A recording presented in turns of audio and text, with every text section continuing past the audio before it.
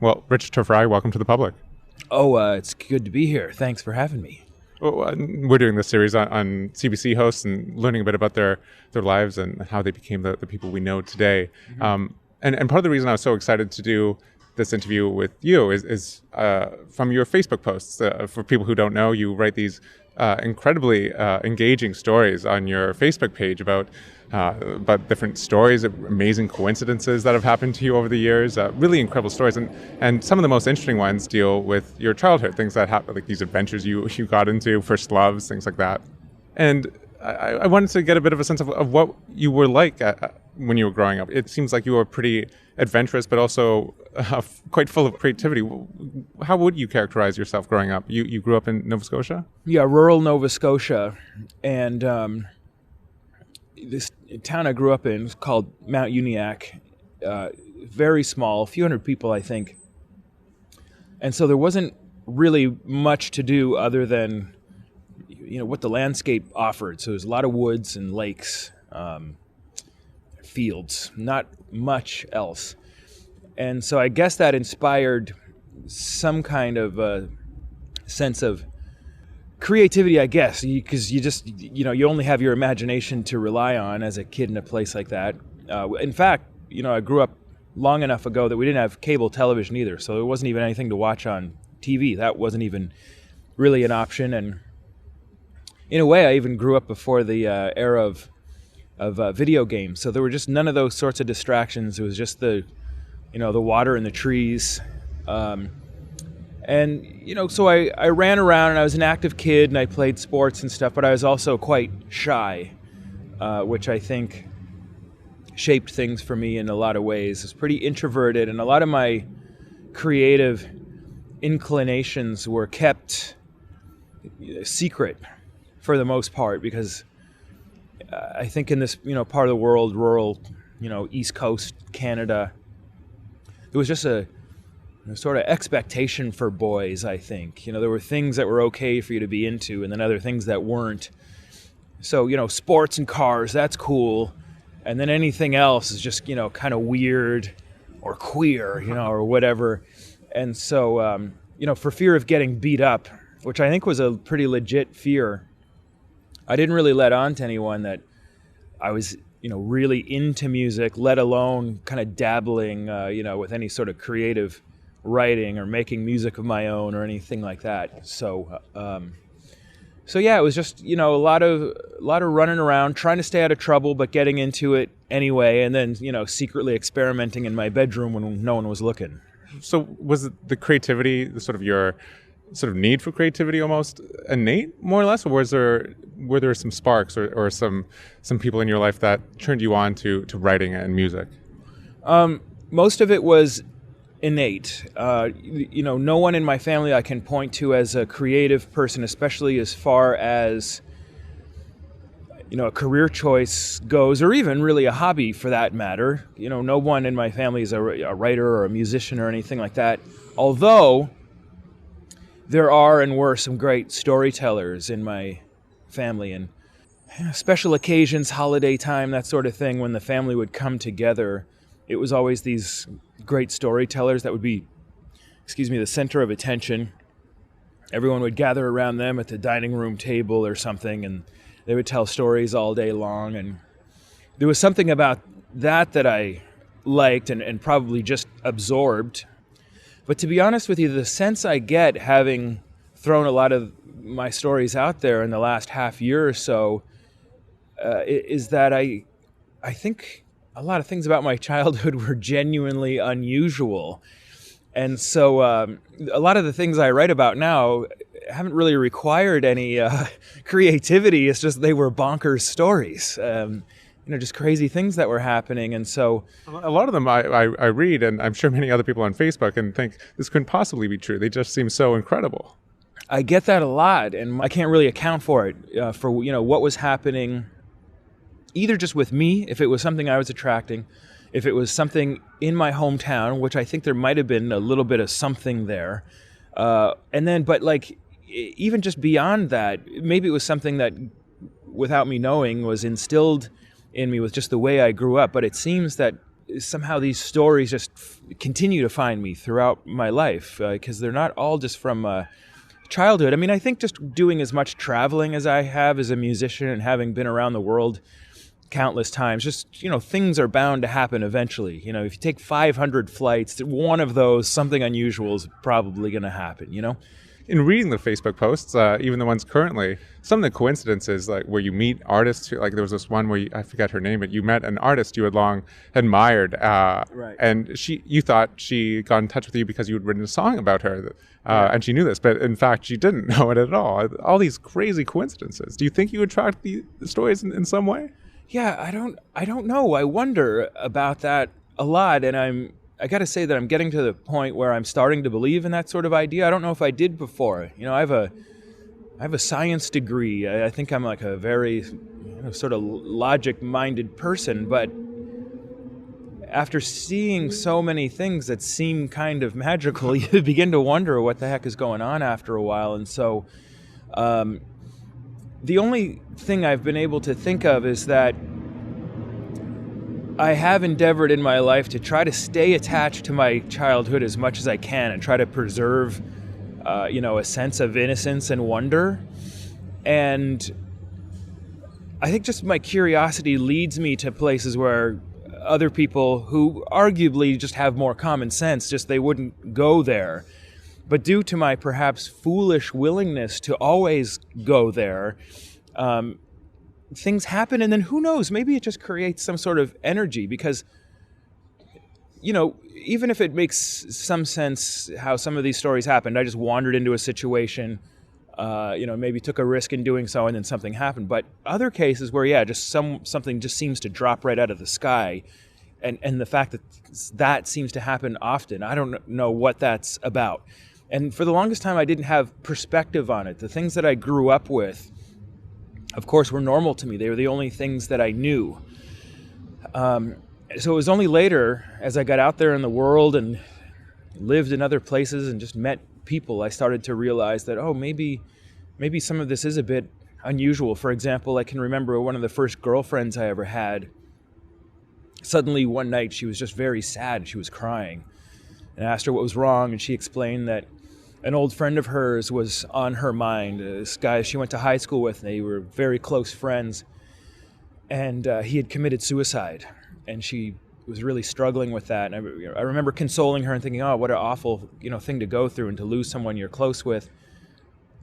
And then I stopped and realized, wait a minute, by the time I graduated from high school, I probably lost about 15 people I knew by suicide. This is in a tiny town. Yeah, in this tiny town that I just thought it was normal at the time. It's only now that I realized that there was a real sort of epidemic out there.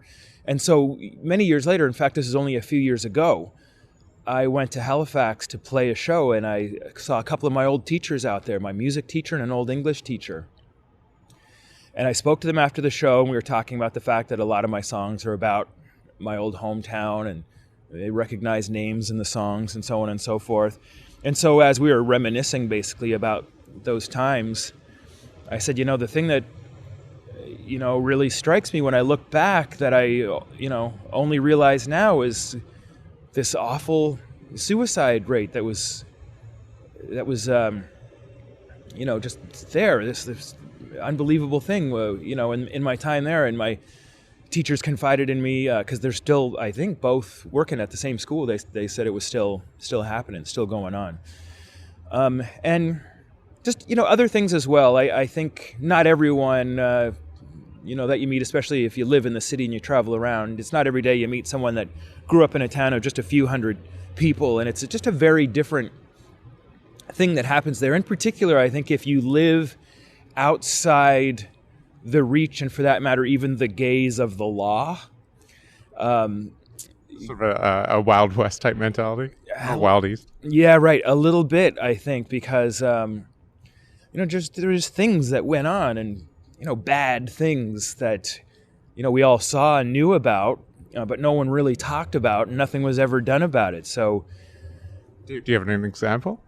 Oh, all kinds of examples.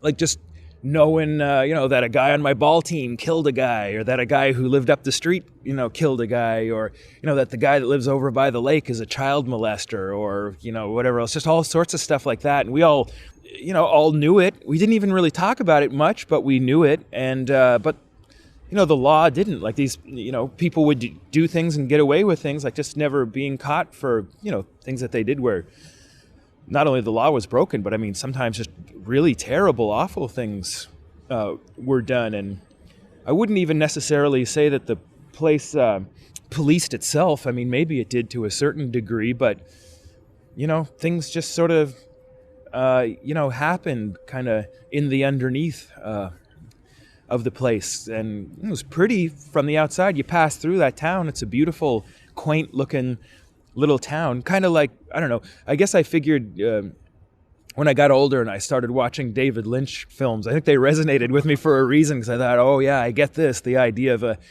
small town, but underneath, there's some weird stuff going on. That made a lot of sense to me. And so did you felt like a misfit growing up? I did a little bit, yeah. Did anyone know at all that you were creating music? Did your parents know, or did you share it with anyone?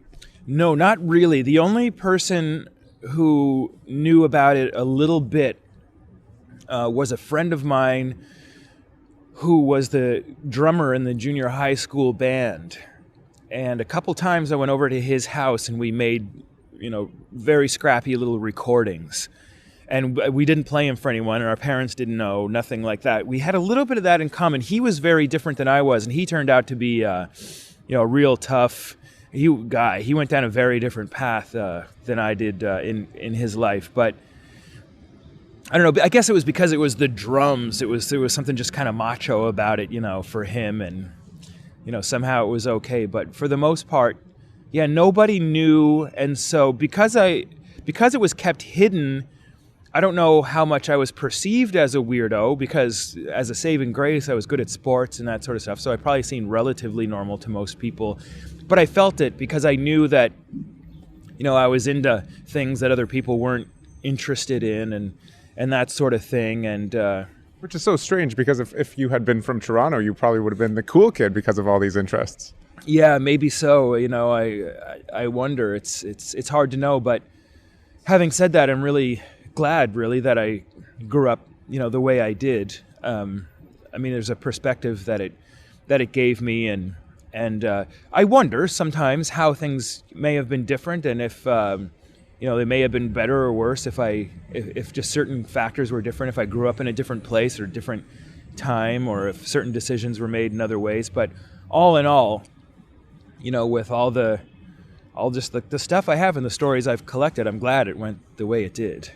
Do you think that sort of the insular nature of where you grew up and not even really sharing your interests with anyone, do you think that almost helped foster it in a way? Because it had time to sort of grow on its own without anyone else saying this is good or bad? Yeah, I think so, probably. Although I'm still only really figuring that out now, because I'm really only now really sending those stories out into the world, at least really in the form of stories. I've had success with my music, and that definitely came as a big surprise to me when I found that there was an audience for the music I was making, and I don't know if I was even really ready for that. But not only do I think it was good that it was just saved up, but I think because of that and with just the way it was generally, just shaped the way I think. And I would say that was definitely a good thing as well. I mean, it just meant that although I was already shy, it just made me that much more introverted and introspective. And I think, because there were so many secrets I was keeping, whatever, I just spent a lot of time really thinking about these things and turning them over in my head and trying to make sense of them. And so I just think it really shaped my way of thinking, which I think is the most important part. So were you sort of troubled, or maybe not troubled, but thinking about big questions from early on? In one post, you mentioned how you did really well in philosophy in university. Were you thinking about sort of the bigger questions of life early on? Yeah, I think I was a little bit. And I can remember moments where I caught myself down some deep hole of, just some line of thought, which may have just been about, the nature of the universe to, for that matter, like even racism or something like that. Because, I mean, don't get me wrong, like I love my hometown and all the people that I grew up with, but especially when I was a kid, it was a pretty racist place. And I remember when I was very young, it just hitting me one day, like, wait a minute, what is even this about? Like, how is this okay? Why do we think this way? And why are people saying these things? And I had no reason to even really stop and question it because it was all so homogeneous, everything I saw. It wasn't like I saw anybody getting hurt. It was that weird kind of racism where people were just racist for no reason because it was all just white people around. But nevertheless, yeah, I would stop and think about these things from a very young age. I mean, looking back, even like a surprisingly young age, just always very thoughtful. I don't exactly know where that came from, but it seemed to be the case from going as far back as I can remember. Could you talk to your parents about it, or did you have siblings, anything like that? Yeah, siblings, and people around for sure, but I didn't really talk with anybody or even my parents about things, and I don't blame my parents for anything, but I mean, I think the culture in my household growing up was, really established by them. And, maybe it's an East Coast thing or whatever, but just, generally speaking, things weren't talked about. Right. A lot of things that really should have been talked about weren't. But all in all, I don't know what it was. Just, you just didn't really talk about stuff at all. And I can remember just like, some very weird moments that would come out of that where it was, very obvious that, something needed to be talked about, and it just wasn't. So, just as a small example, getting to that age, going through adolescence or whatever, and where a parent, maybe should have, a talk about, what's going on with a kid if they, start to take an interest in, in girls or whatever else is going on. And we weren't really religious, but I think my parents, not knowing what else to do, sent me off to this weird sort of quasi Sunday school catechism thing that was teaching kind of a weird skewed version of sex education to teenagers. And it was all so embarrassing, and they didn't want to say what it was. Just go do it and don't talk about it when you come back, kind of thing. And then you're left figuring out the implications, or what the implications are supposed to be. Pretty much. And, to be honest with you, with, having this, kind of Irish, vaguely Catholic mother, that kept a lot of secrets and stuff, there really just was like this real sense of shame, about a lot of things that just automatically happens, whether or not that's really the intention, because the implication is you don't really talk about things. So it just gives you the idea, well, it must be bad or shameful then. And so I think that screwed me around for a long time, because I had this real aversion and even fear of, girls or feelings or anything like that. I managed to get all the way through high school without ever having had a girlfriend or anything like that. Meanwhile, my heart would be absolutely breaking with like these feelings I would have of crushes where I'd be just absolutely like hopelessly in love with these, well, not to suggest that it was a lot, but, one or two girls that I knew growing up, but just didn't dare say anything. I was so embarrassed by it and, afraid to say anything, and just absolutely dying inside and never acting on it, just suffering for years and years and years in secret, let alone in silence, but absolute secrecy, and I think it all, sort of feeds together in its own strange way. So I just really kept quiet, spent a lot of time, in my bedroom on my own and in, my own little fantasy worlds and things like that, which again, fostered a lot of ideas. It built up stuff in my head that's all exploding out now. But, if I wasn't out running around playing baseball or whatever with some friends, otherwise I just spent a lot of time on my own in my room, trying to just be quiet and to stay out of everyone's way and just thinking about stuff. And did that, like, did you find books? I heard that you started listening to like Brave New Waves and stuff. Like, was there anything that you were sort of interacting with artistically that started turning you on? Yeah, I took to reading pretty fast and had a strong appetite for it. So I was reading a lot, even outside school and the assigned reading that I'd be getting there. I was reading a lot for pleasure. And the interest in music came from somewhere that I don't exactly know. Because again, I didn't have parents or anyone else, for that matter at all, that was turning me on to new things. But this appetite for discovery was strong in me and being fostered to a degree by, just fiddling with the dial on my radio in my bedroom, and as you mentioned, discovering Brave New Waves, which was hosted by Bent Brambry at the time, and just really having my mind blown there night after night. But if there was anything that did encourage me, and there was a bit of this, I absolutely have to admit was a strong and important part of it, was that I did have a few teachers along the way that I think maybe saw something and were very encouraging. So one English teacher I can think of in particular, the music teacher I alluded to earlier that, came to see me play years later, he really, really encouraged me. And for that matter, even, it's not a creative thing at all, but my gym teacher as well, I think just, saw athletic ability in me and pushed me really hard. He really knew how to push my buttons, but in a way to get results. And so I think they had a huge influence on me. And feeling like this is something that you could pursue and that it was worth pursuing. Yeah, it was partly that, just like the encouragement, to just to pursue things and to continue to be curious. But there was another thing as well, and I don't know where this came from. Maybe it just came from insecurities that I was born with, and maybe ones that were fostered at home with, the secrecy and the shame or whatever else. But I think there was this desire in me to prove things to people, and it maybe even put a little bit of a chip on my shoulder at times.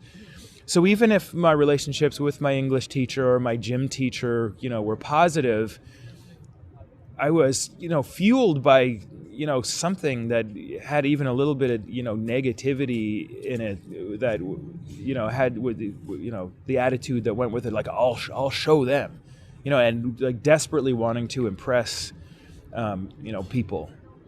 And not that I was ever like discouraged or anything like that, but it was this fiery kind of mentality that was, in me. It wasn't all just, positive and encouragement. There was, just something driving me in an almost dark kind of way to prove things to people all the time. Even to my parents, for that matter, driven to do well in school just to, show my parents, like, I'll show you that I'm good, or with baseball or whatever else. I felt like it was always like just driven by almost some weird, inexplicable sense of like revenge or something. Yeah, and I assume like it sounds like they were pretty reserved in praise and feedback generally. Yeah, well, my parents in particular, they weren't, very encouraging, especially with anything creative or sports related, anything outside of school. It's just like, don't waste your time with that. The energy you're putting into that, you should be really, be putting into your studies. And I got it. I mean, my parents, didn't really come from much, and I think they wanted more from me and my sisters than they had. But, so I kind of get that. But yeah, as far as anything, creative, they didn't understand it, and I think probably saw it more as a waste of time than anything else. Not to say that they weren't proud when I started to, find success with some of these things, because they were for sure and are. But they didn't, when you were first setting out, they didn't say, yes, go do your musical ambitions. They didn't say that. No, none of that at all. And I wasn't exactly getting that from my teachers as well, saying, hey, you should, think about, taking this beyond what we can offer you here at school, and you should think about pursuing this. But nevertheless, we're encouraging with, what was happening there, at least, with what was at hand, and just, had encouraging things to say, or even really, things that stand out in my memory would be, raising my hand in English class or something like that, making a comment, and then having one of these teachers that, I really admired and that were influences say something to me like, oh, that's fascinating. just that, for someone to say something to me, even that, just a little thing like that, I could take as a huge amount of encouragement and really run far with just a little something like that.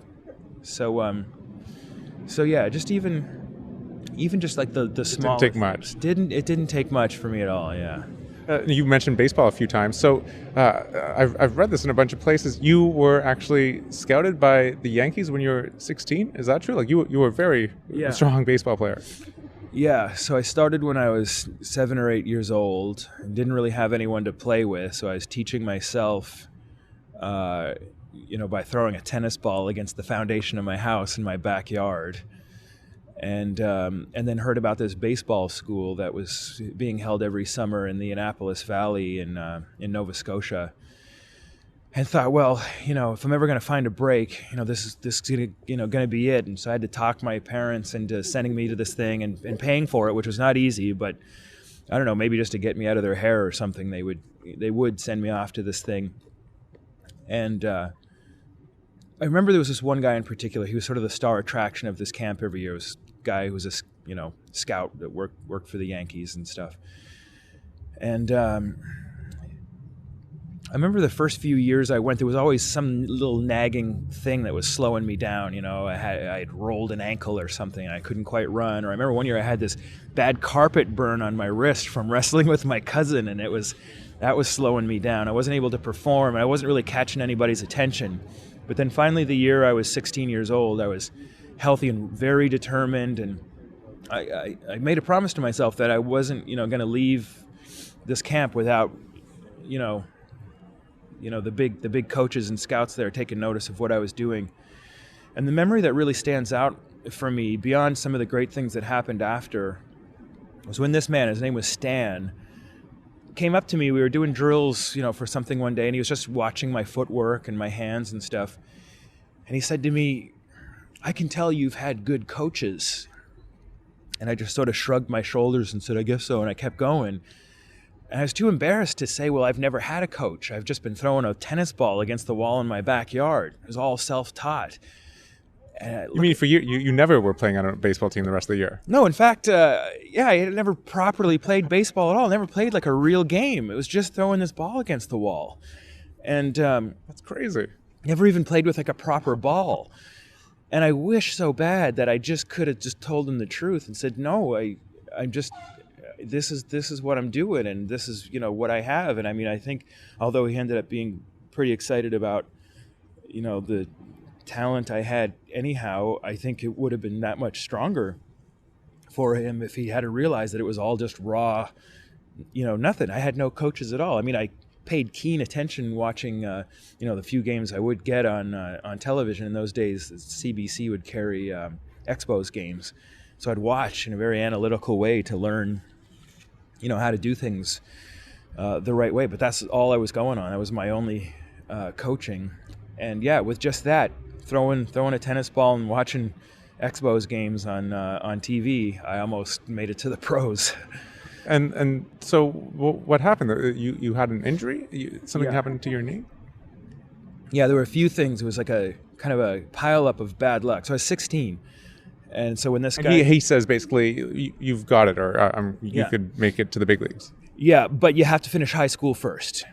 So he asked me how old I was, and I said, I have a year of high school left. And he says, okay, well, you're coming with me. You just have to finish high school. So come back to this camp next year, and when it's done, we're going. And I was going to work under him. He was the main coach of a college team in the U.S., and so he was going to set the whole thing up for me to go down there on a scholarship and work directly under him for a few years, for him to, mold me a bit. And he was telling me, you're going to need to put on some weight, so we'll get you, into a training program and all that sort of stuff. And so that was the plan. But in that year in between, he took a heart attack, and I got hurt. I think there's even like something else in there that just derailed the whole thing. When I went back to camp that next year, he wasn't there, and I didn't know where else to turn. And then, a year or two later, I sustained another injury. It was my knee at first, and then I hurt my shoulder, and the wheels started to fall off, even if I didn't realize it because I was so in denial, that it was a problem. Even if I didn't know where else to go, I stuck with it, never let go of the dream of the whole thing. In fact, I still haven't.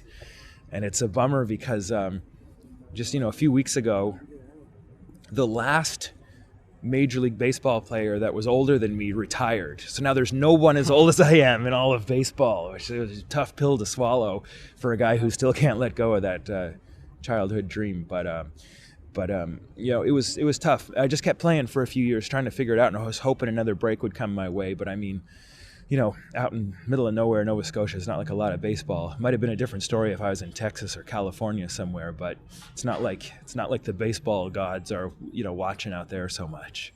So it was nothing sort of sudden or anything that you could, sort of make your peace with not being going to the big leagues. Like it was sort of a slow dwindling of realization.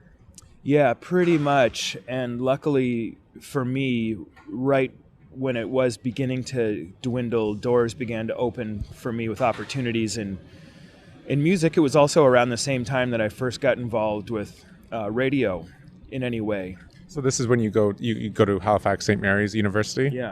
Yeah. So I moved into the city to go to school, and what were you thinking when you went to university? Were you thinking I'm going to just go and get a regular job, or were you already? No. Did you know you weren't going to be satisfied with that? No. In fact, my only thinking was because I had never considered a plan B before. I thought, okay, well, if I have to have one, I'm going to pursue biology and ultimately sports medicine. And, I have to, stay in and as close to baseball as possible. So the only other sort of career job that I thought I could find through school, through university, would be, if I could, go down the path of sports medicine and maybe be a team doctor for a baseball team. That was like, the plan B I came up with. And meanwhile, because, my love of music had been growing, I started,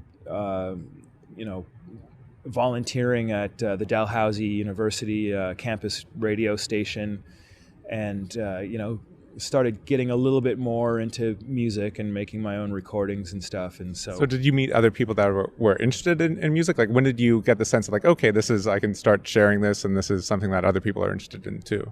Yeah, it was then. I think when I was in the bigger city and getting a sense, looking around and just getting the sense that, there's other people like me around here, and people I actually kind of feel safe opening up to about, my interests. And so pretty quickly, it didn't take long at all for me to meet, other people that I could work with who could help me out. So there were a few guys I met that started showing me the ropes a bit, and that I was working with, and, helping, get some little demos, scrappy little recordings together and that sort of thing. And that's a pretty big leap to go from not even being able to share the fact that you're doing music at all to start doing demos and actually pursuing it, or thinking maybe I could be an artist, maybe I could actually, sell records and stuff. How quick was that transition, or how did that work? Well, it was pretty quick, admittedly. I mean, essentially, I was making secret, and I mean, as no budget. I mean, I was just making these, ultra lo-fi, recordings in my bedroom all the way through high school. And then in my first year of university, when I started working at the campus radio station for Dalhousie, I met a guy who had a similar taste in music, but he was dabbling in production a little bit, and he was selling a piece of equipment, and he just asked on a lark if I had any interest in the thing. And I said, well, actually, yes, I would. And I thought, well, here's my opportunity to just take what I'm doing to the next level and maybe do it right, sort of. And so there was that, and the secret experimentation just, kind of went to another level, and I was able to do a little bit more on my own. And once I started doing my own radio show, it just sort of brought a community to me because I was playing, the kind of music I like. Then other people who were into it were just sort of flocking to me. They wanted to come up and hang out during the radio show, or they would call, or they would drop off their demos. And so I was just meeting people really quickly. It just kind of happened that way. And so before long, I'd hang out with these people, and we'd end up in bedrooms messing around with ideas. And it was, pretty small-time stuff, although, lucky for me, some of the people I met had more experience than I did. So it was a bit of a leap from, like, top secret, I don't know what I'm doing, bedroom stuff, to, all of a sudden I'm here with some guys that kind of know what they're doing. So so that was good, for sure. And, the seeds were planted. I think I needed, because the baseball thing was so depressing, something to just really latch onto, that was, going to ease the pain of that one. And so I took to it in a very strong way. In fact, at times it was difficult to stay focused on my studies at school, just like my parents always warned me.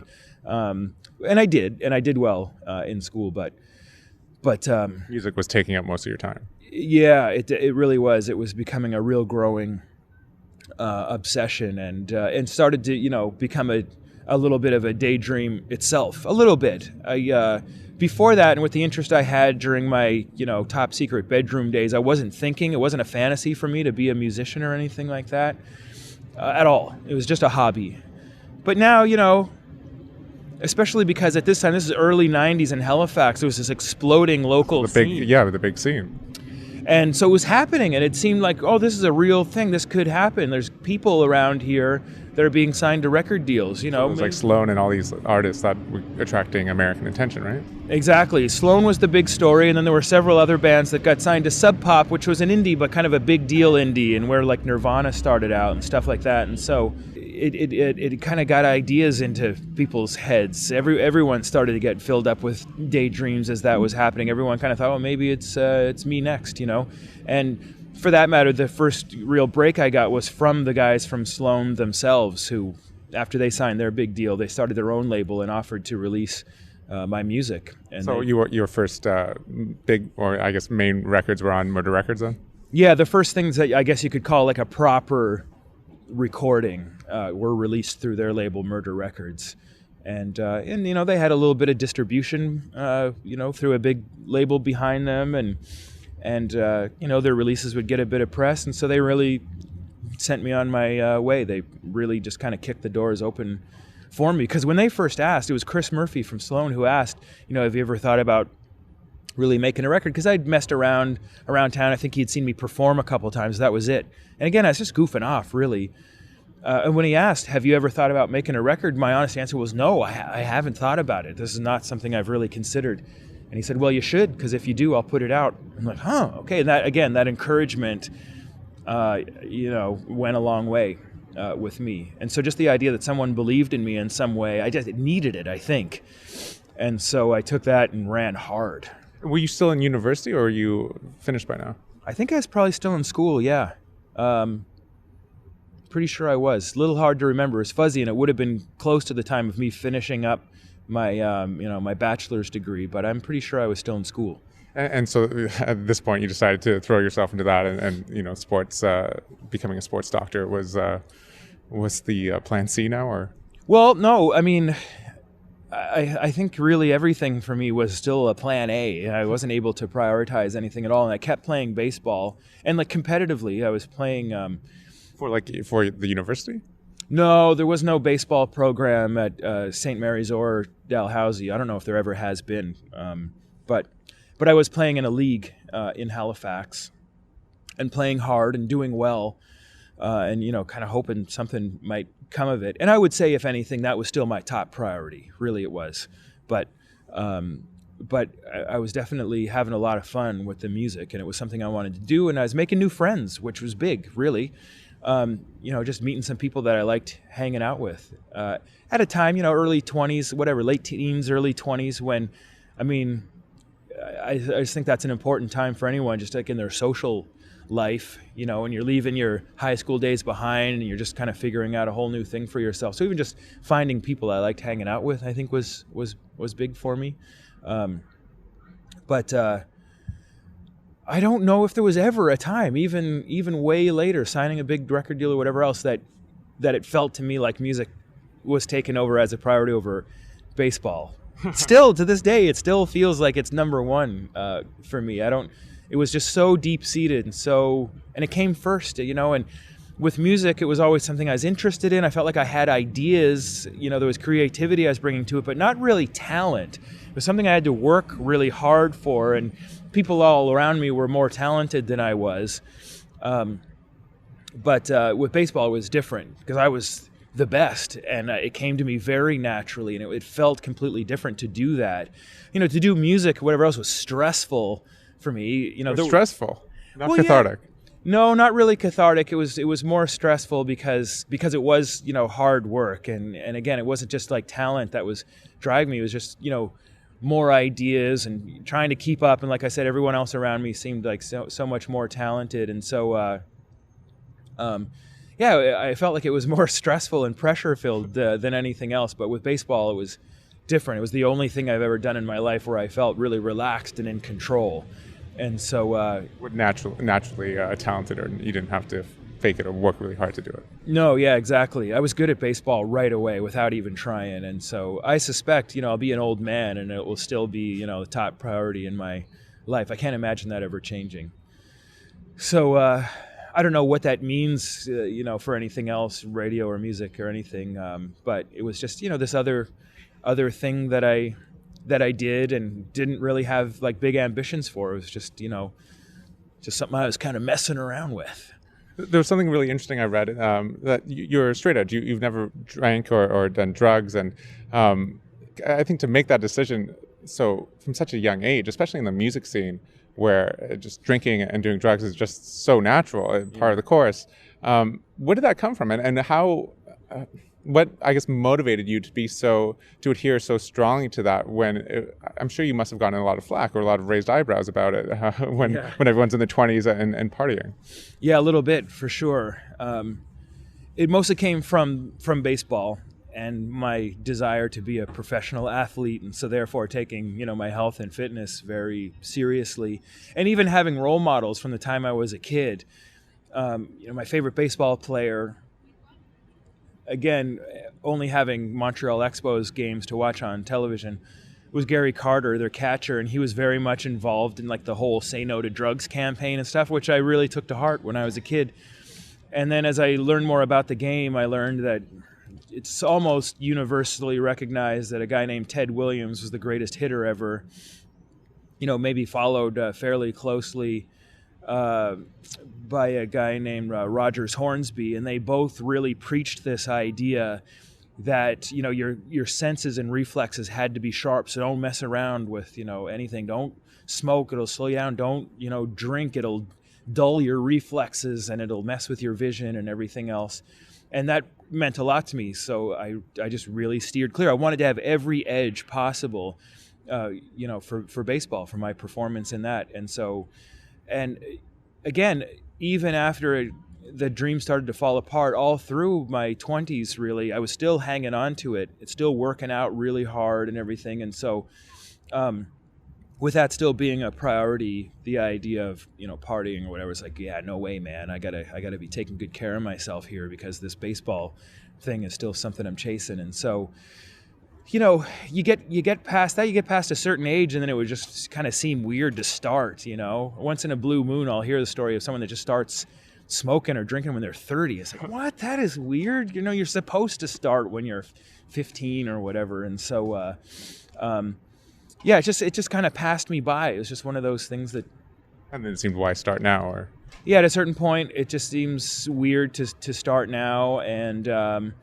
because otherwise I always was and always will be an introverted person. I wasn't strongly drawn to the idea of going out to parties and stuff anyway. I was always kind of a loner and just doing my own thing. And so, somehow the appeal wasn't really there for me. I certainly was never bored, so I didn't feel the need like, oh, I'm bored, I just want to go do something. And stimulation was certainly never a problem for me. Whatsoever. In fact, I just had more going on, than I had time to really properly, deal with, just in terms of all the things I wanted to do creatively or, whatever else with my time. But also, I think because of the way I grew up, sometimes I've considered that I grew up with a sort of a different relationship to pain. I think I had this thing from when I was a kid, whether it was, physical or emotional way I like embraced it, and I placed a kind of an importance on it. When you're feeling these things, it's important to feel them and examine them. So rather than try to run away from them and numb them by saying, oh, I don't want to feel this way, I'm going to have a drink or whatever else, that was never really a compulsion for me as well. It was almost like the opposite impulse as that came from your family of not talking about things or not dealing with things. Yeah, I guess so. And so just the interest to get into any of that was just not there whatsoever. And I think I was just so sure in all the decisions I made that I didn't really get pressure from my friends. I think they knew not to mess with me with that stuff. And so with a lot of my friendships through those years, we'd hang out through the day and we'd mess around with music or we'd play baseball or whatever else. And then like 9 or 10 o'clock that night would roll around. It's like, okay, see you later, Rich. And that's all it was. They just knew. I wasn't even invited. They knew that it just wasn't my thing. So they'd go off and party, and then That was your like creative time, or? Yeah, and then I'd probably just go home and write, and really I think what I was doing without realizing it, because like I said earlier, I wasn't really more talented than anybody else. I was just getting a few steps ahead of everyone else while they were off doing, partying and doing whatever else. I was, getting back to work and working on my craft and stuff like that, I guess. Yeah, it's remarkable, and reading about you and the posts and a bit about your life is this almost obsessiveness to you. Is it true like you listen to every single record over the 11 or so years you're at Dalhousie's radio station? You listen to every single record through the whole recording? I did, yeah. I made the decision pretty early on. I don't exactly know why. I wanted to learn about music, but because I was making my own music, and it was hip hop music, and in those days, in the early 90s, it was most of the music was sample based. So I was always looking for sounds and drum parts, whatever else that I could use for my own music. And so I was determined I'm going to comb through everything and just look for stuff mostly that I could use. It was real just pillaging that I was doing more than anything else. But along the way, of course, I'm hearing I'm still remaining kind of awake to it all. And so I was hearing stuff like, whoa, I actually really love this song, or I really love this artist. But yeah, I made the decision that I would go through and listen to every record in both libraries. There were two. There was like a strictly Canadian one, and then another one that was everything else. And I decided I'd go through in alphabetical order and listen to every record beginning to end. And they were both vast libraries, and it took over 10 years to do it. But that sort of thing, not uncommon for me. Going back to the baseball thing, there's some sort of drive there. There's hours and hours and hours. I mean, it never got boring for me to throw that tennis ball against the wall. I could honestly do it for hours on end. And I don't mean like 2 or 3 hours. I mean like my whole waking day I could spend throwing the ball against the wall or whatever else. I don't know if it's an attention span thing or what, but it's the same for me to this day, where I can easily just, something I set my mind to, spend the entire day doing. So for example, this past summer, as I was working on the radio show, working on the book and 2 albums, I would wake up at about 8 a.m, go to bed at midnight, and write the whole time in between. Write the radio show, which is usually about 3,500 to 5,000 words a day, and then write a chapter of the book, and then write lyrics to a song at night, and just be sitting there in front of my computer, or sometimes with a pen and pad, and be writing all day long. And do you have any idea where this comes from? Because I think the vast majority of us seem to wrestle, I know myself, wrestle with procrastination, and sometimes it takes so much, and there's so much inertia to be overcome to just do something, even if you like it. But this seems, you've never seemed to have this problem in the slightest. No, not at all. I don't know where it comes from, but I guess really the only thing I could say is that there was just never anything that I would rather be doing. I mean, I've just always wanted to do these things, and to me they were the most fun, and there wasn't really any other potential distraction that would be preferable to me. So when you're doing this, is it do you say writing each day? You've said that you write every single day. Yeah. And your Facebook posts, which you post every day, are these great stories and must take quite a bit of time. Does it feel like work, or listening to the records, or is it fun? It's just what you want to be doing. Yeah, I'd say it's just fun, really. I think I think, if your schedule gets upset for one reason or another, like say, for example, I go away on tour and my days have to get structured in a different way, and you come back home and you have to get back into the old routine. Maybe for the first day or two, it feels hard to kind of get back into it. But for the most part, when I'm in it, it's totally just fun. It never feels hard at all. In fact, the only thing that's really hard is to break away from it, to do anything else, even the smallest things, like, I know I got to do laundry, but I can't, I don't want to get up from what I'm doing right now. So do you wish you could turn it off sometimes? Sometimes, once in a while, when I think about the ways that I know this stuff impacts like relationships and things like that, it's been pretty hard, I think, for girlfriends for me sometimes through the years. And because it must seem like why I'm not as important as this work or this album you're obsessed with. Exactly. And I hear that in one way or another sometimes, and it's really difficult for me to hear because maybe it seems that way with the way I structure my days, but it certainly might not feel that way at all. And then I think, am I not expressing it well? And then I start to doubt, like, do I not express myself well? Is that the problem here? What's going on? And but it's definitely a challenge, and sometimes I wish that I could change it a little bit, because there's things that maybe I would want to give to more. That sort of thing in particular, like a relationship or whatever. But mostly, I don't know. I think it was last summer. I took some time away. I took some time off from the CBC, and I told myself, just because I figured I should, because it seems to be the way of the world that people take vacations. I understand this concept that maybe it's something I should do. And I promised myself, because I'd been working so hard for so long, and people had said to me, out of worry, like, you never take a break. Gosh, you should take a break. And hearing that so much, I think, got this idea in my head, okay, it's important I take a break. Okay, I got to do it. And it was starting to stress me out a bit. And so first day, I just sat there. I'm like, I don't know what to do with myself. What am I doing? I cannot do nothing. I just can't.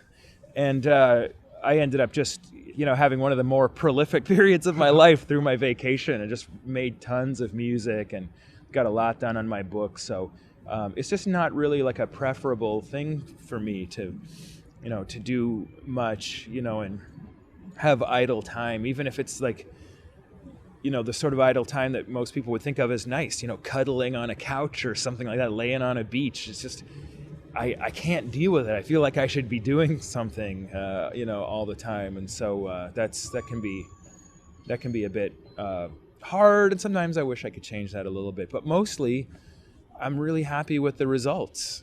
And, there's all sorts of rewards in it. So for the most part, it's, most of the indications I get are just, keep doing it, because I do enjoy it.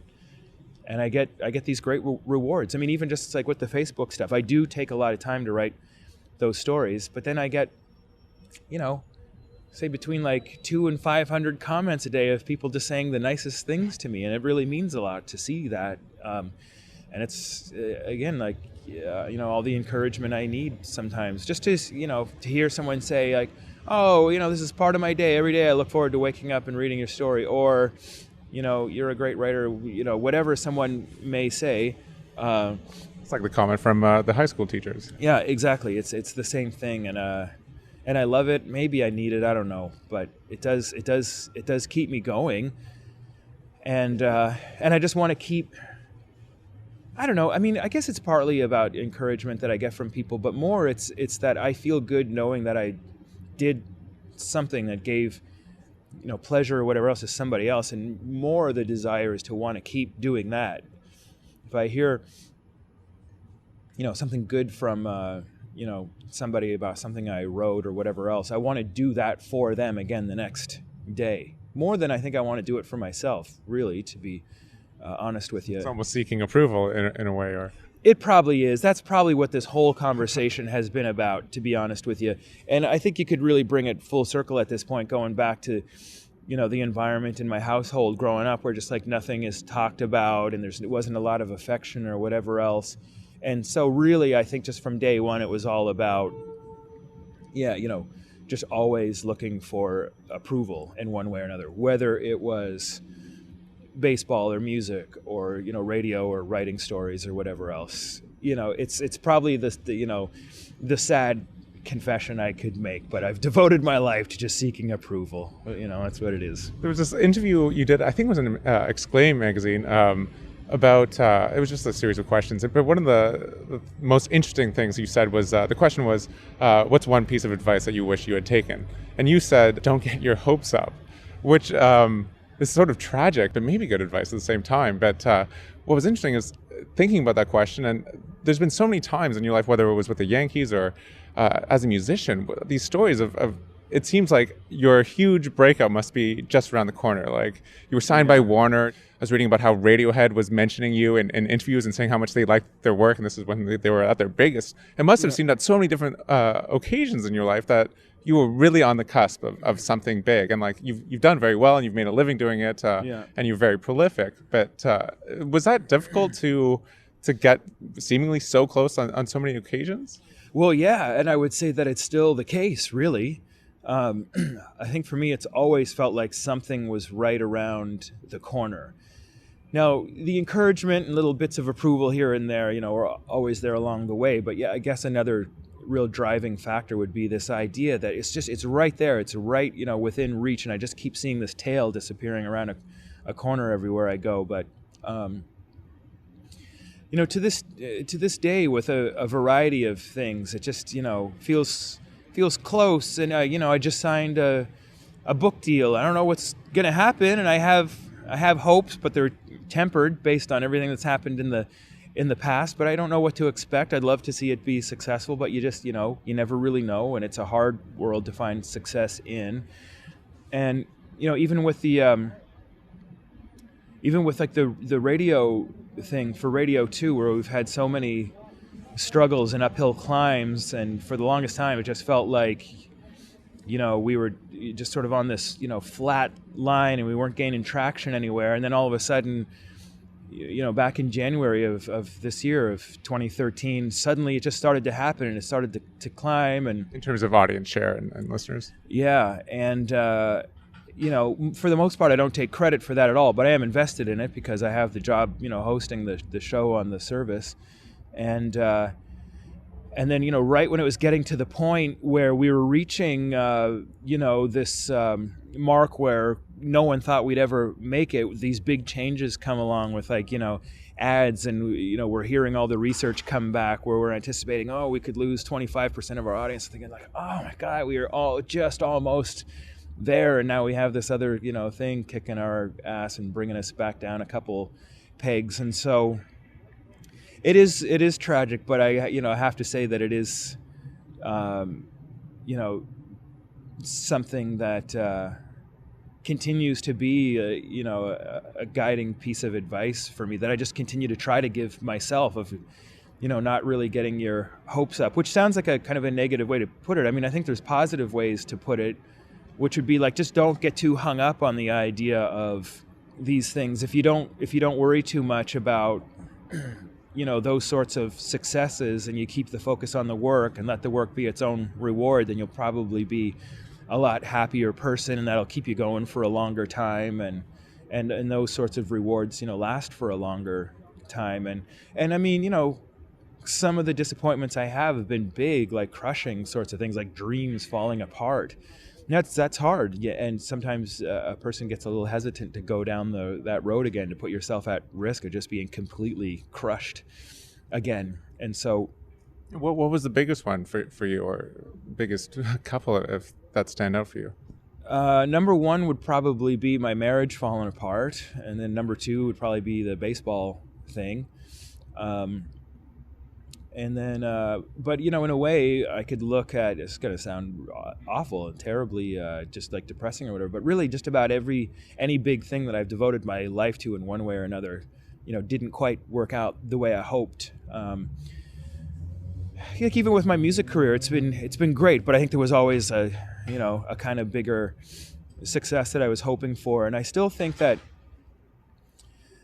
building up my body of work and my longevity is something, and really, like, my main success. But in terms of other little daydreams that I've had as far as music goes, if I'm really honest with myself, I'm 40 now. Like, those big successes, those are for 20-year-olds, not for 40-year-olds, So I kind of have to accept, like, okay, well, your career is going to go this way now, and it's going to take a different sort of shape, and, maybe expecting it to, do whatever might not happen. You got to figure out a different way with it. And so, it's been tough, but what it's forced me to do is to put a real importance on the idea of acceptance in my life generally that applies across the board. And I've had conversations with people a little bit about this who've commented to me that, without realizing it, I've basically turned into a Buddhist or whatever. And I'm not, a Buddhist at all in any formal or informal sense. But apparently my approach to things, it's been pointed out to me a few times, is somewhat Buddhist in nature. The idea of just acceptance, like acceptance of everything. And for me, the concept of trust just no longer exists. In its place is acceptance. And because I think there's a lot of ego involved in the idea of trust. But I'm good, I'm going to make it big or something. Well, so there's that, but also, when trust extends outside yourself, when you say to another person, I trust you, what you're really saying is, I have expectations of you living up to my idea of what's right and wrong. It's like, well, that's a pretty egotistical thing to say. Who am I to say, well, to say I trust you, kind of puts you into the position of the moral authority, and I'm not comfortable with that. I don't think I'm the moral authority on anything ever, and especially not, to another person. I don't want to be their moral authority. And so what it means is, I accept everything. I accept situations for what they are. I accept people for who they are and what they do. And by extension, just try to accept, life for what it is and everything that it throws at me and the different things that I do.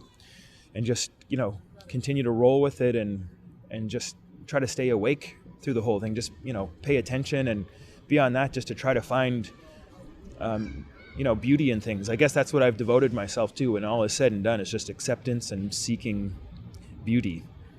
Yeah, because it's amazing in that I kept thinking over and over in preparing this interview, there's this amazing contrast between, like, you seem like a pretty sensitive, thoughtful guy, and you said that you never read anything about yourself in the press because it would just hurt too much or cut too close to the bone.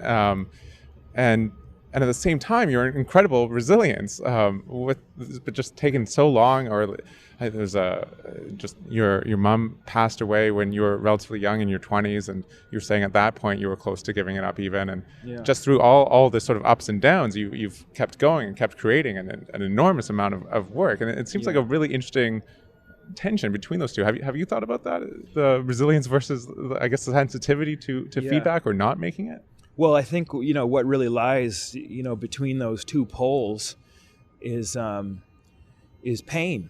And we talked about this before a little bit about it, how I think what I've realized through the years as I've just examined myself and the world around me is that maybe my relationship to pain is a little bit different, to the point where, not only do I embrace it, I almost feel like I need it. And so, for all these things, really, there's like a pain involved in doing it.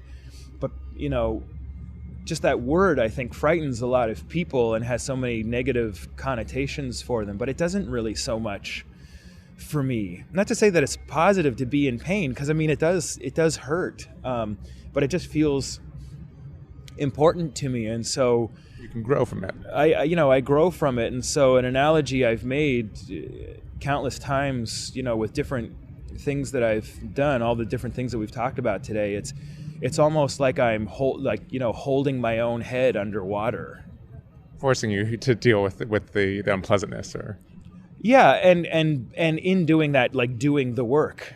So, like, a lot of the writing is, often, reflecting on difficult things. And so to do that writing means, really taking a close examination of something that was really difficult. And so you're immersing yourself in it and saying, okay, like, I'm just going to completely dunk myself down into this pain and do an inventory while I'm here and get it all written down. And just to continue when something is hard, or just confronting continually your own sensitivities or fears or whatever else. I mean, that's what it's about. But for as perverse as it may be, just seeming to have some sort of appetite to do so, to always wanting to be a little bit uncomfortable. That just, I think, is what makes me who and what I am. So it fuels the fire, I guess. Yeah. So so that's it. I feel like I should be taking notes myself of all this stuff here. It's good little things that I should remember. You get to these places, you go down a wormhole through a conversation like this. Sometimes I feel like I wish I could keep some of those basic ideas a little closer to the surface. Look at them because they're there and they're subconscious, and it just fuels me. It's the way it goes, but it is good, through conversation or whatever else, to crystallize them down to these, simple little things. It's kind of like I was reading earlier today. I think it was Seneca, who was saying that you can basically live your life by literally 2 or 3 just simple little concise, ideas or whatever you want to call them, and I think that's it for me, and I think we've identified the main ones for me through this conversation. There's just a couple things that it's all kind of come down to for me, and that in the end makes it all pretty simple for me, for as complicated as it may look sometimes. Pretty simple to me. Well, so just enough then. It sounds like you're in a pretty good, like you said, accepting place now. I mean, do you have so many projects on the go? You have you're writing all the time. You have a book coming out in the shortish future. Mm-hmm. Are you at a place now where you basically do fully, like, would it matter to you if you tomorrow became the next Feist sort of story where you become big in the States, or does that still matter for you, or are you still do you feel like just the intrinsicness of art and creating is enough for you now? Yeah, I don't believe that it would matter, but it's hard for me to it wouldn't hurt say. Either. Well, right, but I'm not there, so who knows how I would feel once I was there. But from where I stand right now, I feel like it wouldn't change things, and even I think there's a part of me that would almost hope that it wouldn't happen, because I feel like I don't feel like I'm wanting or needing for anything in my life right now, and I'm fairly comfortable. And when I think about the future, it's not completely secure, but I mean it feels okay, and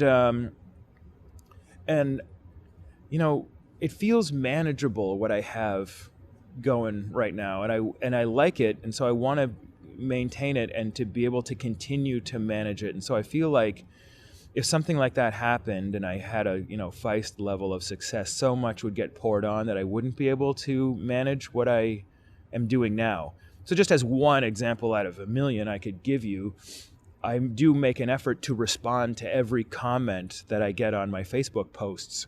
I've noticed that. It's impressive. Yeah, but if all of a sudden, the floodgates open and all this stuff happened, if there was success and all the work that would go along with it, I bet I wouldn't have the time to devote to things like that. But because it is so rewarding to me and all the pieces fit together pretty nicely right now, I honestly don't know if I would want it. And I think I can recognize that it would really be more hassle than anything else. And sure, maybe the money that could potentially go with that, might be good. Or sometimes it's a tantalizing thought to imagine having, more of an audience for any given thing that I do, whether it's the writing or the music or the radio or whatever else. But, it is good, and I don't want to be greedy, and it's manageable right now. So, I don't really know, and I've been around long enough to just sort of, see what it's like for the people that it's happened for or whatever else, and that it's not always uniformly positive. Yeah, for sure. Absolutely. And so, yeah, I mean, if someone just offered it to me right now, you can have it or not, what do you choose? I think there's a very good chance that I would just say, yeah, you know what? No, thanks. I think I'm good with this thing that I have going on here right now. And so, we'll see see what happens. I mean, like I said before, we had this conversation. We were walking down the street. Facebook has taken notice of what I'm doing, and they're offering to help out, which is to say potentially expose some of the writing I'm doing there to a larger audience. And on one hand, it's like, oh, well, that's kind of exciting. And I know my publisher would love that. But if all of a sudden my posts were being seen by millions of people instead of, say 30,000 people, I don't know if I'd be able to respond to all those comments, And sometimes I already feel that as it is, it's right on the edge of there being a little too much going on where I can't quite get to everything now, because it does grow a little bit, little by little every day. And you already have a full-time job at the CBC. Yeah, and there are 3 careers that I'm, managing and trying to, 3 big balls I'm trying to keep in the air right now, and all the things that go with it, to try to be there for the audience for those things and whatever else. And it's a pretty heavy load, and I'm doing as best I can on my own, and I insist on doing it on my own because I don't want to hand that off to somebody else and make it impersonal. And I don't want to wreck anything that's going on. So it's tricky because it's growing and it's good. It's nice to see it growing. We all want success, but I do worry a little bit that it's just going to become, more than I can handle on my own. So I don't want, because I get more concerned for the idea of, it being wrecked for somebody else that's like whatever in my audience or whatever you want to call it than really for myself. Like, maybe there would be rewards in it for me. But the thought that, I don't know, I could think of, say, a specific person that I know, say, comments on the stories every day, like this guy Al from Dublin. And if tomorrow, all of a sudden, my posts were being seen by 1 million people and Al's comments were getting buried and I didn't have a chance to get to them and my relationship with Al went away, I would hate that. Good old Al Malloy. I don't want to lose Al.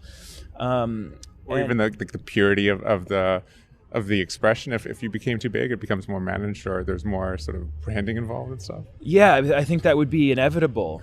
And I don't really like that idea. I like that not only am I hands-on, but it's like all me, everything I'm doing. And some people doubt that. They doubt it, I think, just because of with good reason.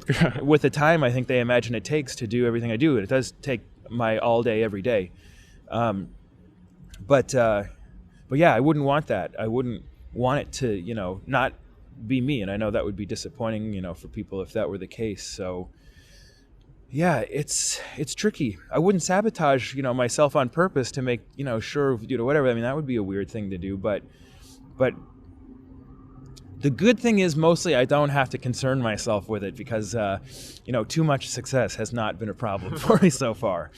So, I would deal with it if and when the time ever came. But what's mostly great about the way things are right now is it looks kind of set, like that it could just kind of stay this way for a good long time, which would suit me just fine. You can have a real life. Yeah, kind of. Or some stability. Yeah, exactly. Yeah, it's like I said, it all fits together in a way that I like right now, and it does take a lot of work, but there's pleasure for me in the work. And so, yeah, it's good. I wouldn't want to rock this boat that I'm on right now too much. And you said you'd still, picture yourself hunched over one day writing music if you're as an old man, even if you couldn't help but do it. That's right. The only big change that I feel like I really could handle is if it went in the complete opposite direction, and the audience started to disappear. That wouldn't change much for me at all, because I think I would continue to do all the things that I'm doing now because it's such just like a compulsion behind it in the first place. I just, I can't not do it. So I'd still be making music and I'd still be writing, and for that matter, it's the one thing that's very difficult to predict, is the future of the CBC and my job there. But I would like to see that be, part of my life for the next 25 years or something like that. I hope that sticks around and is going to be, okay. At this point, I mostly hope we can just make it to the next election. Are you worried? I mean, it's just for $8 million they've had to introduce ads on CBC Radio too. And I remember a few years ago, the team was cut from 6 till 3 on your show Drive, Yeah. which is, for a national show that several hours, that's incredibly short staffed. Yeah, well, in fact, we're really just two now, so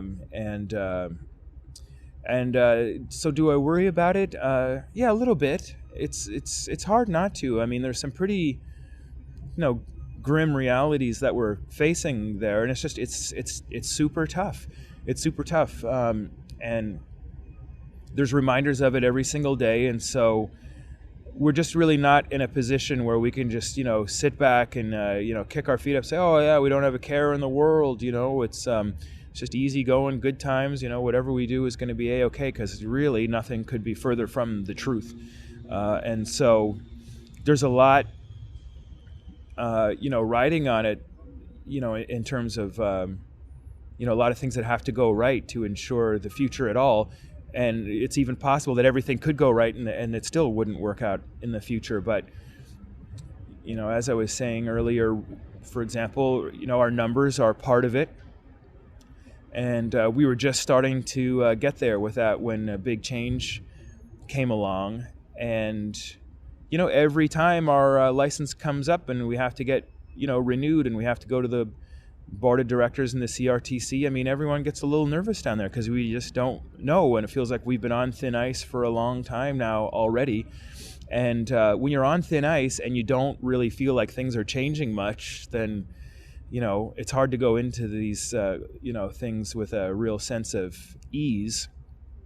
And so I know for myself, for example, and I don't think doomsday is imminent or anything like that, but I'm very anxious to get a look at our October numbers with the first. It's just started with the ads. Yeah, this will be our first set of numbers that we'll look at, since the advent of the ads, and so how we'll be hit. I don't know. I expect we will be hit, but the question is, how badly, and then in the coming months, what will the trend be? Can we build it back, or will we continue to just suffer there, or what's going to happen, or will we take a hit and then just sort of hang on to where that puts us? It's so difficult to say. And then the other question becomes, when we do, or if we do, I guess, to try to be somewhat optimistic, if we do take a hit and our numbers are sort of affected, what will the board of directors or the CRTC feel about that? And it's especially tough considering that it was just starting to go quite well for us. So we'll see, because like I said, I would love it if everyone could be happy enough that we could stick around for a good long time. That's what I really hope, but there's no one's given us any promise of that. But I guess no one's ever really promised anything in that world, in the media or broadcasting or whatever kind of thing. So that CBC Radio 2 Drive could disappear, or that all of CBC Radio 2 could disappear? I mean, I don't really know. And sometimes, when I or anyone else down there gets paranoid, you try, you want to get answers for those sorts of concerns. You go to management and, no one ever really wants to come right out and say. But,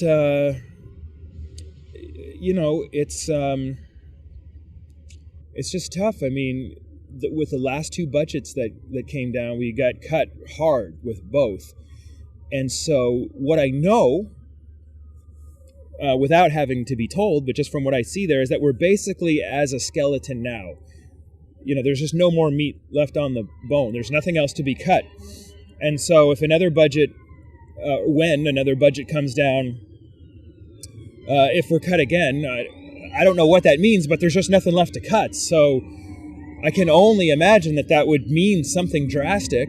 What it means, I don't know, because I just don't see where they can cut any further. So, but I mean, there's people out there that are concerned for the CBC as a whole. Forget about any specific platform for it. It's just hard to say.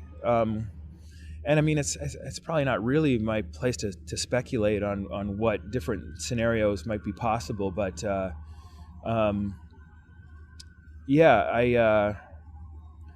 it's well, I guess just like I said, what it comes down to is that there's just no real promise for the future, and the prospects are a little bit of source of anxiety sometimes, even though I feel like in a lot of ways we're putting a better product on the air than ever. It's gotten really strong, I think.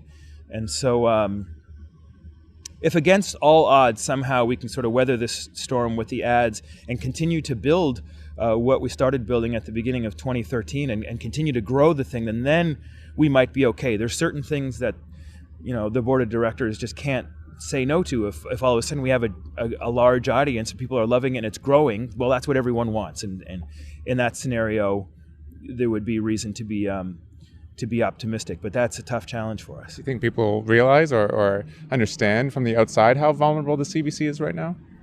I don't know. Mostly I would guess no. I would guess if they have any just vague sense of it, they can't really understand like what it's about and what the nuances of that are.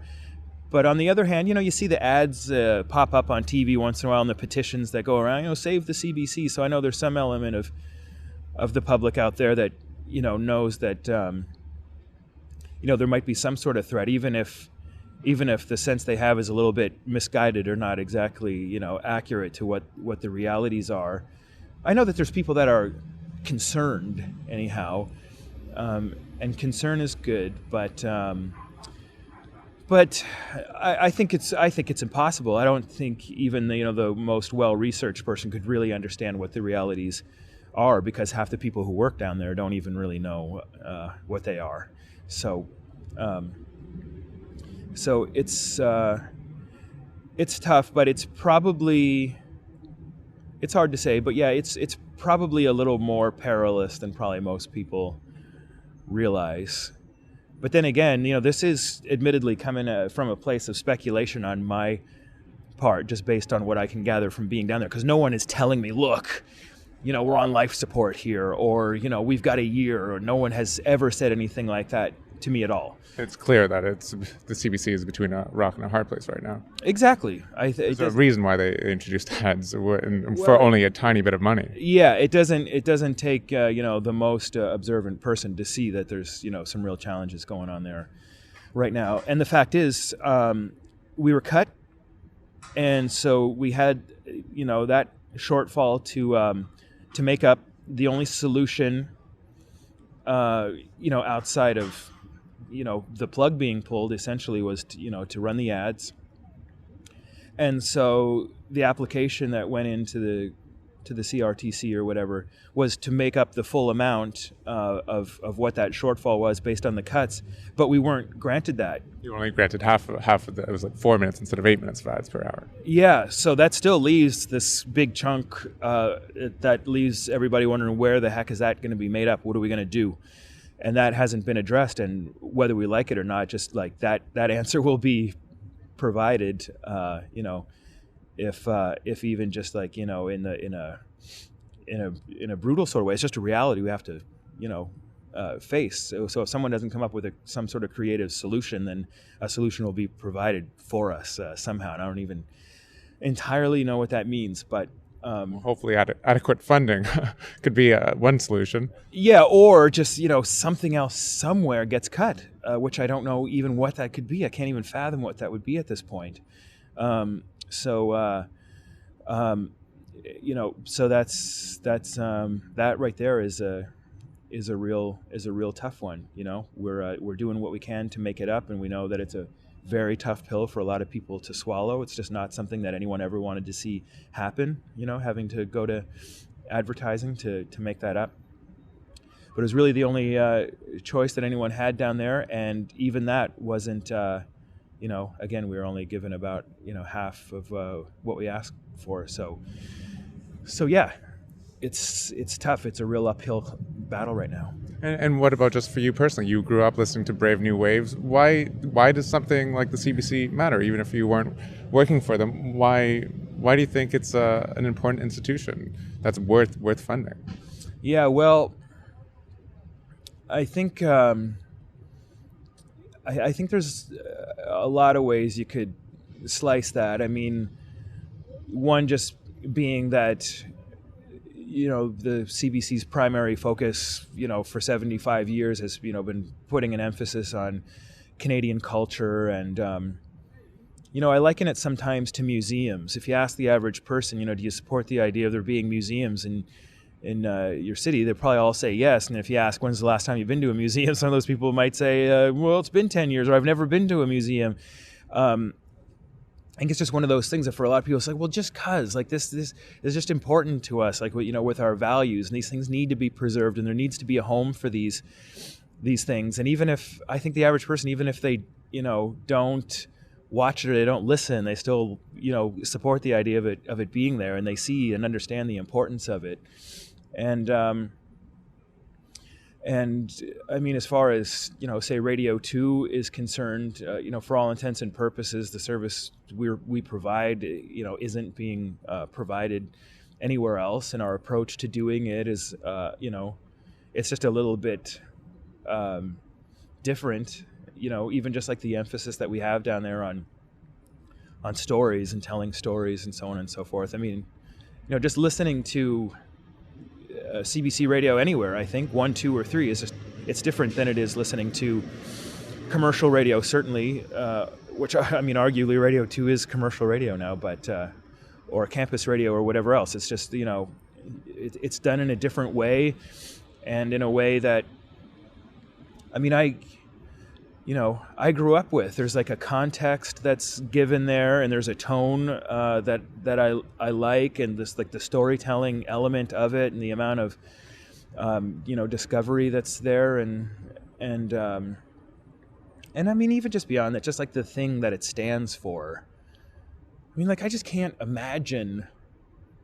I don't know, if you asked like a Canadian, you playing to play a word association game and just throw out things that you think about when you think of Canada or Canadian culture, I'm sure the CBC would be among the first 10 things that most people mentioned. It would just be like, if you ask the same question, what if all of a sudden, the Great Lakes just, weren't Canada's anymore, and they just belonged to the United States. People are like, what? That'd be upsetting to a lot of people. Or just other things that are iconically Canadian things. If you think about it in that way, it's just we wouldn't want to lose these things. And then beyond that, if I was just going to speak to it like in a personal sense, I like doing what I do, and it's nice knowing that there's a lot of people who are listening that like it as well. But I like getting on there every day and telling stories, and presenting that music to people and giving them some context for it, and just having this exchange and keeping the focus on the country, and just kind of getting us a sense of it, and just building a community. And I like that I have like a feel for Canada, or at least a part of it, and I know. Has it given you that feeling, like almost like community building of Canada? Yeah. Because that's why I like CBC, is it's one of those few things where suddenly we think from a national perspective, instead of just being from Nova Scotia or Newfoundland, wherever. It's one of those few places where it's like, okay, this is our country, and this is, we are a people, even if it's a really diverse and eclectic mix of people. Yeah. You just, after a while, I kind of like, I know them, I know it, I know what will work, and what they'll respond to, and that's amazing to me. It's amazing to be able to look at millions of people the way you look at one person and say, oh I know what you like, or what you're into, and what's important to you, and where your values are, and even just to be able to have that discussion. I mean, it's a place where that discussion can take place, and I think that's important. And so, like I said, I can't imagine this country without it. It would just be, it would be like living in the Twilight Zone all of a sudden if the CBC wasn't around. So, I always feel like if we don't believe in the CBC, it's almost like we don't believe in Canada as a thing. We've given up on the idea of Canada as a place more than just the 401 and the Trans-Canada Highway. Yeah, exactly. Otherwise, I mean, we're just like a color on the map or something like that. I mean, of course, a country is not just, a place. A country is its culture, and the CBC is such a big part of that. And that's not to say necessarily that I always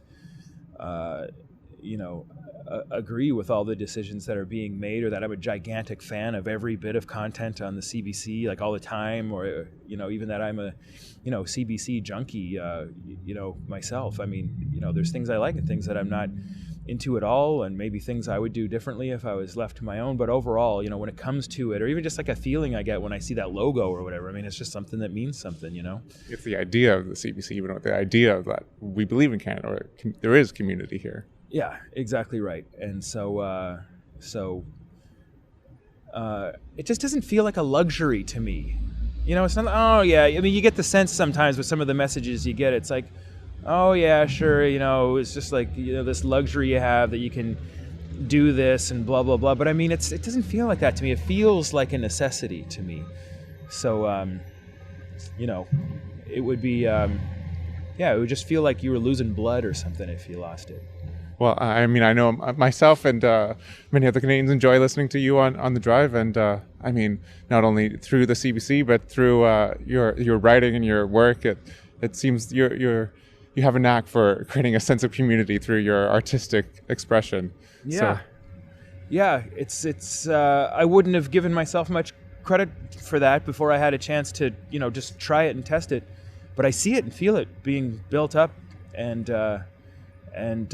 that's amazing, and I need it. I mean, at this point, I feel like I'm living for it, and so it's just like it's a beautiful thing. It's a beautiful thing where something can happen, something can be said. Maybe it's a big deal, but maybe it's just a little thing, and to see everyone rally around it is, it's an incredible thing. And sometimes this gigantic country we're in really does end up feeling like a small town, and I love that. And the things that I'm lucky enough to be doing give me an opportunity to see and feel that on a daily basis, and I'd hate to lose any of that stuff. Well, certainly don't stop, because we're enjoying it. I won't. I can promise you that. And we'll look forward to the book. Yeah, it's coming. I don't know exact date, but it's coming, and it's almost done. So. Well, Rich Terfry, thanks so much. My pleasure. Anytime. That was my conversation with Rich Terfry, the host of CBC Radio 2 Drive, and also the musician Buck 65. Well, that's all the time we have for Broadcasting Canada this week. To find out more about the show, you can visit us online at broadcastingcanada.com. And then you can listen to other interviews we've done with the likes of Jian Ghomeshi, George Strombolopoulos, Sukhian Lee, and Peter Mansbridge. You can also subscribe to the podcast in iTunes, and we're on Facebook and Twitter. Our handle is @BroadcastCanada. Broadcasting Canada is a special series by CIUT at the University of Toronto. Thanks to CIUT station manager Ken Stour, as well as Eric Betlin. Broadcasting Canada was put together by myself, Kevin Caners, with help from Courtney Clinton, Joseph Novak, Sharon Riley, Sean Rasmussen, JP Davidson, and Brian Cawley. And final word, as always. So, what is it like to be a Canadian broadcaster? Do I not express myself well? Is that the problem here? What's going on? See you next time on Broadcasting Canada.